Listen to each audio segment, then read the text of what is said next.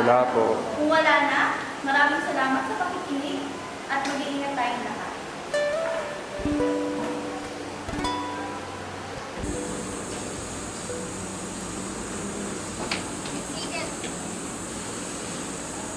Magandang araw po, Miss Sige.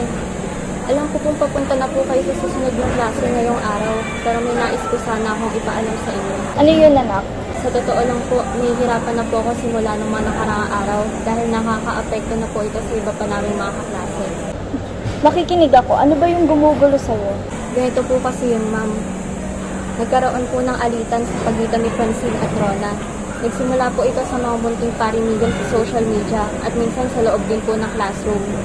Hindi ko po alam kung ano yung punot dulo ng alitan na ito, pero sa tingin ko po ay seryoso na rin ang mga nangyayari dahil nakahati na po sa dalawang panig ang pangkat namin.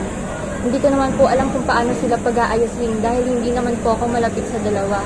Ngunit alam ko naman po na bilang president ng section ay kailangan ko itong ayusin.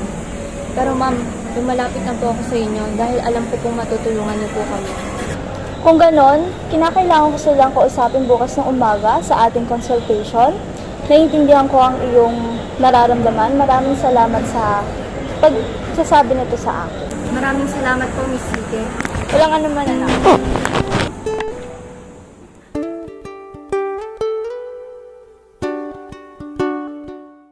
Mayroon nakapagsabi sa akin na meron daw kayong dalawa hindi pagkakaintindihan.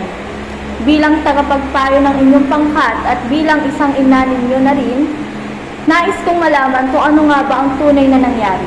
Kung hindi kayo magsasalita ngayon, mapipilitan ako ipatawag ng inyong magulang. Hindi po, si Rona po kasi ma'am. May mga naririnig po akong sabi-sabi na galing sa kanya.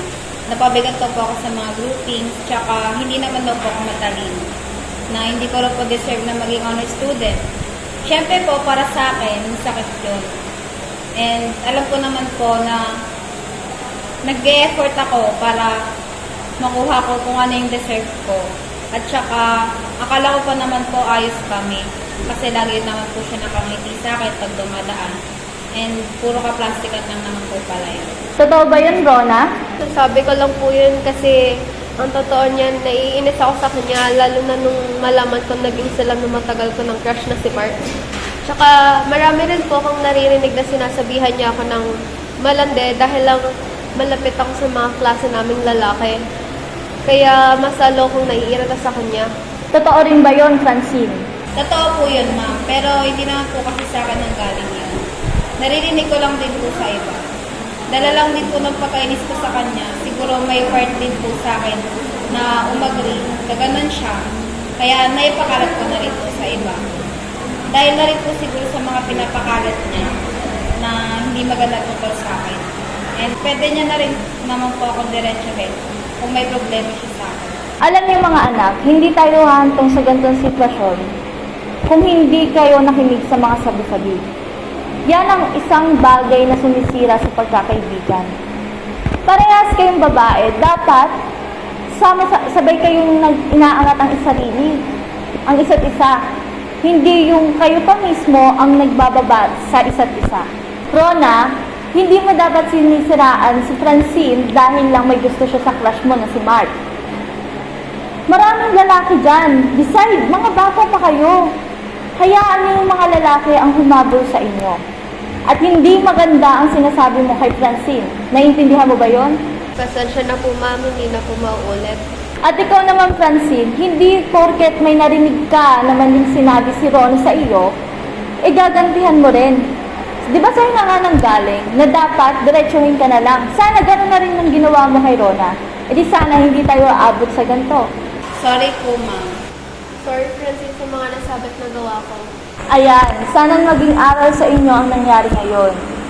At sana na hindi na muli ako makakarinig ng gantong issue sa loob ng classroom natin.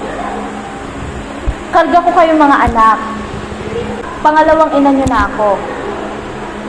Narito lang ako para makinig sa mga problema ninyo. Pero sana hindi na muli umabot sa mga social media. Hanggat maaari, sa akin nyo na lang muna idiretso. Hindi lang ako nandito para magturo. Nandito rin ako para gabayin kayong dalawa. At kayong lahat ng buong magkakaklase. Naintindihan? Sana nagkaintindihan na tawag natin dalawa. Yes po, ma'am. Salamat po, hindi na po mauulit.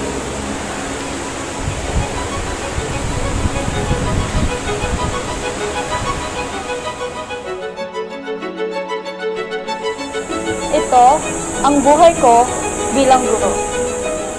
Hindi lang ako narito sa paaralan para magturo o maging daan ng pagkatuto, kundi narito rin ako para gabayan sila sa tamang landas kung sakali mang maligaw o magkamali sila. Ang guro ay isa ring magulang na humahawak sa daan-daang mga mag-aaral. Ang guro ay mapagmalasakit, marespeto, may integridad, at napapanatili ang dignidad sa pagtuturo.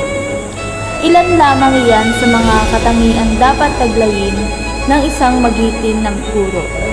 Dahil bukod dito, siya rin ay mapagmahal, mapag-unawa, at matiisin.